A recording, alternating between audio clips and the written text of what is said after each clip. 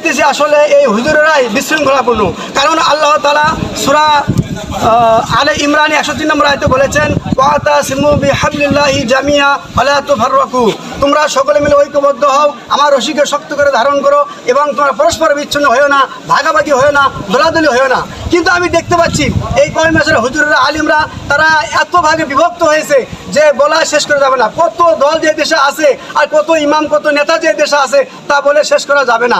আমি মনে করি যে একমাত্র আল্লাহর দিন প্রতিষ্ঠা করার জন্য হিজবুত তাওহীদ আন্দোলনই একমাত্র সঠিক দল, সত্য দল, এবং এই হিজবুত তাওহীদ পারবে সারা পৃথিবীর বুকে আবার দিন প্রতিষ্ঠা করে দুনিয়ার বুকে শান্তি শৃঙ্খলা আনতে, অন্যায় অত্যাচার জুলুম নির্যাতন বন্ধ করতে, নারী এবং পুরুষের অধিকার তারা আদায় করে দিতে পারবে। কিন্তু এই মোল্লা হুজুরেরা যারা ধর্মকে ব্যবসা হিসেবে গ্রহণ করেছে, যারা নিজেদের পেট পুজো করার জন্য করে মিথ্যা কথা বলে মিডিয়াতে এসে, এদের মতো জঘন্য মানুষ আমি আর কোনোদিন দেখি নাই।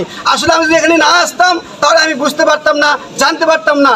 কারণ আমি এই মোল্লাদের কথা শুনে আমি হিজবুত তাওহীদকে আমি ভুল বলেছিলাম, মিথ্যা বলেছিলাম। কিন্তু আমি সচক্ষে আমি দেখার জন্য এখানে এসেছি, আসে দেখলাম যে মোল্লারা যা বলে তার সম্পূর্ণ একবারে বিপরীত। আমি ধন্যবাদ জানাই হিজবুত তাওহীদ আন্দোলনকে।